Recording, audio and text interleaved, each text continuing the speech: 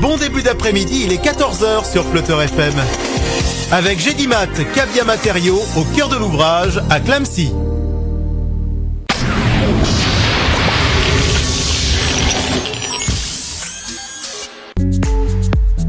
Fil d'effet à Coulanges-sur-Yonne, couturière créatrice, vous propose une collection naissance unique et personnalisable avec broderie pour accompagner les enfants dès leur plus jeune âge. Gigoteuse, bavoir, cape de bain, sac à dos, fil d'effet création artisanale et originale en textile biologique et français.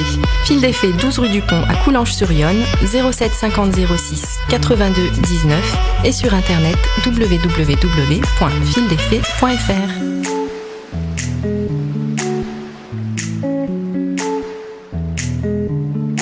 Bonjour à tous les auditeurs de Flutter FM. Alors, je vous propose aujourd'hui une chronique de l'art thérapeute Carmen Escoda du collectif Bien-être à Entrain-sur-Nohain. Le sujet d'aujourd'hui sera la rencontre avec notre enfant intérieur.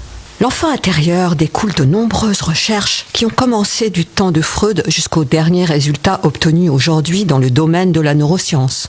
Ils ont permis de comprendre plus aisément la manière dont les conflits irrésolus durant la période de notre enfance rejaillissent pour impacter notre vie.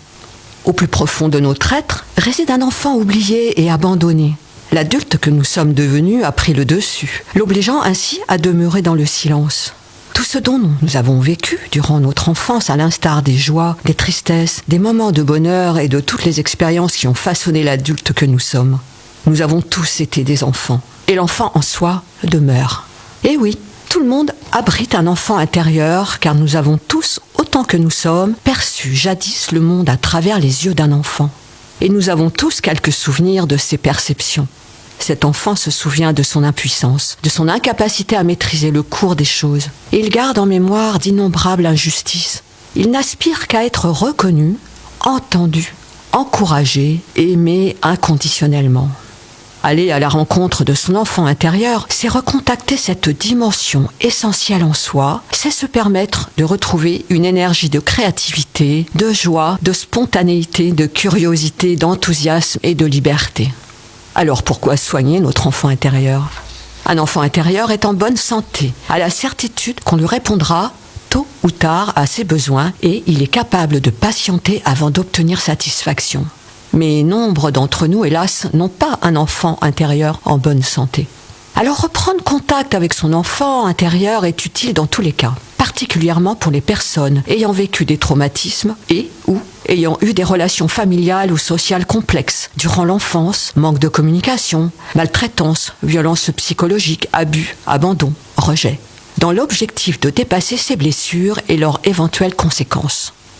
Chaque fois que notre réaction est disproportionnée, on peut être sûr qu'il est en train de faire son numéro. Cela se produit à chaque fois que nos besoins guident aveuglément notre conduite. L'enfant exige qu'on s'occupe de lui. Il hurle son besoin d'attention. Alors contacter ces blessures d'enfant permet de dépasser ses limites d'adulte et d'en guérir. Car en l'enfant, qui demeure présent en soi, existe de nombreuses richesses et de nombreuses positivités. En faisant émerger ces richesses, l'enfant prend sa juste place pour libérer l'adulte et lui permettre d'accéder à ses pleins potentiels, de retrouver sa pleine lumière. Mais me direz-vous, comment se connecter à cet enfant que nous avons été il y a bien des années ? Et qui est-il ?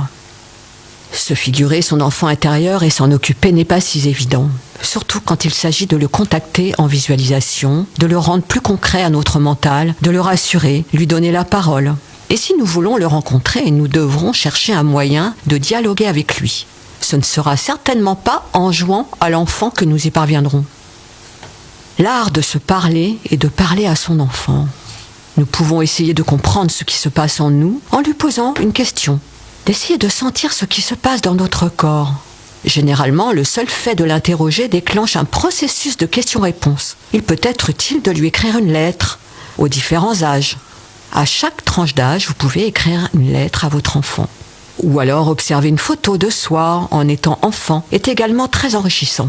Passer par l'art-thérapie facilite la rencontre avec notre enfant intérieur. Et cette psychothérapie permet, en effet, de réveiller cet enfant que vous avez été grâce au mime, à la musique, l'écriture, le dessin, le mouvement ou encore le jeu. Pour conclure, pour que notre enfant intérieur se sente à nouveau en confiance, demandons-lui pardon de l'avoir si peu écouté jusqu'à présent. Prenons la décision de le protéger et de nous en occuper. Partageons avec lui des moments ludiques. Comportons-nous comme un adulte attentionné, comme un papa, comme une maman qui prend soin de lui. Et aimons notre enfant intérieur. Voilà, chers auditeurs, je vous souhaite des jours heureux. Et je suis Carmen Escoda, art thérapeute. Et je reste à votre écoute au 06 50 08 61 78 ou au sein du collectif Bien-être à Entrain. Chers auditeurs, je vous souhaite de merveilleuses fêtes, un très beau joyeux Noël.